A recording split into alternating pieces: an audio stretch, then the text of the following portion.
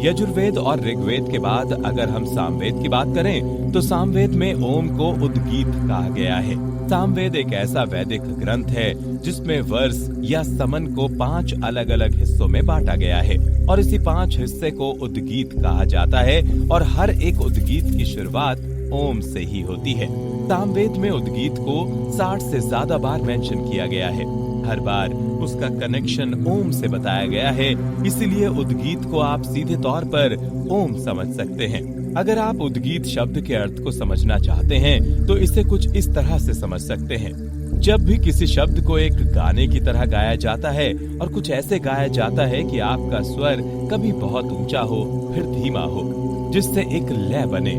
इसी लय बांधने का जो तरीका होता है उसे ही सामवेद जैसे ग्रंथ में उद्गीत कहा जाता है और जो उद्गीत की प्रैक्टिस करता है उसे उद्गाथा कहा जाता है।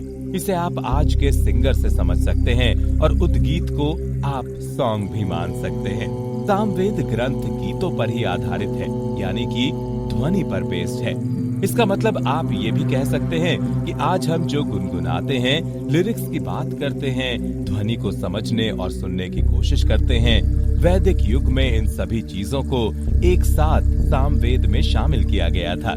सामवेद का मतलब अगर आपको एक शब्द में समझना है तो आप इसे संगीत का ज्ञान भी कह सकते हैं। गीता में भगवान श्री कृष्ण कहते हैं कि वेदों में मैं सामवेद हूँ, क्योंकि मैं एक ध्वनि की तरह हूँ और वही ध्वनि जिससे कृष्ण खुद को जोड़ते हैं और इसे ही हम ओम कहते हैं। वेद के बाद वेदांत, उपनिषद और फिर आगे चलकर पुराण बने हैं। कहने का तरीका अलग है, लेकिन वेदांत, उपनिषद और पुराणों में वेदों की ही बातों की व्याख्या की गई है। दुर्गा सप्तशती जैसा पुराण शक्ति को समर्पित है। इसमें फेमिनिज्म की बात की गई है और दुर्गा सप्तशती में इंद्र जब शक्ति की पूजा करते हैं तो बताते हैं कि शक्ति उद्गीत है। शक्ति एक स्वर है और शक्ति के इस स्वर का एक बहुत ही खास वाइब्रेशन है, एक ध्वनि है। शक्ति ओम है और इंद्र भी शक्ति की पूजा करते समय ओम को अपने मंत्रों में शामिल करते हैं। जैसे दुर्गा सप्तशती में देवी को सुप्रीम बताया गया है, वैसे ही कुरमा पुराण में शिव को सुप्रीम बताया गया है। इस पुराण में भगवान शिव को कॉस्मिक एनर्जी का स्वरूप बताया गया है, ब्रह्मांड का स्वरूप बताया गया है और वहाँ भी ये कहा गया है कि शिव प्रणव है। शिव एक ऊंचे स्वर में ओम का जाप करते हैं और शिव सिर्फ ओम का जाप नहीं करते हैं, बल्कि शिव खुद ओम है। शिव को भी उद्गीत की संज्ञा दी जाती है कि शिव एक लय और ध्वनि है। ओम की ध्वनि के साथ वो खुद को संगीत की तरह इस पूरे ब्रह्मांड में सम्मिलित करके रखते हैं। सामवेद कहते हैं कि उद्गीत प्रणव है, प्रणव ओम है, ओम प्रणव है।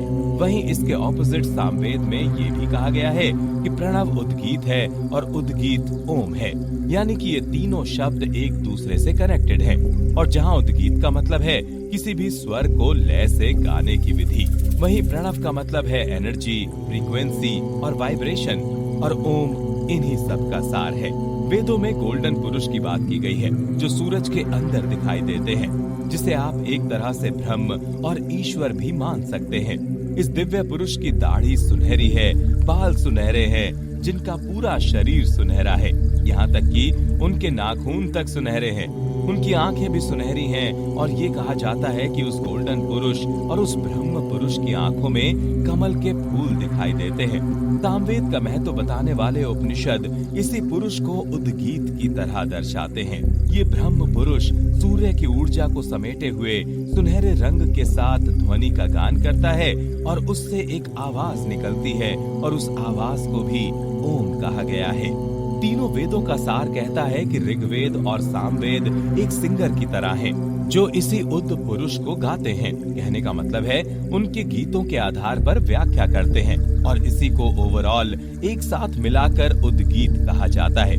ये समझने में थोड़ा कॉम्प्लिकेटेड है, लेकिन अगर आप आसानी से समझें तो आप समझ पाएंगे कि तीनों वेद और इस पूरे ब्रह्मांड का और साथ ही नेचर का सार ओम में है। ये सब कुछ ओम में समाया हुआ है। ऋग्वेद, यजुर्वेद, सामवेद की नजर से हमने ओम को समझ लिया। अब चलिए श्रीमद् भागवत गीता, रामायण और महाभारत की नजर में ओम का क्या महत्व है, इसे समझने की कोशिश करते हैं।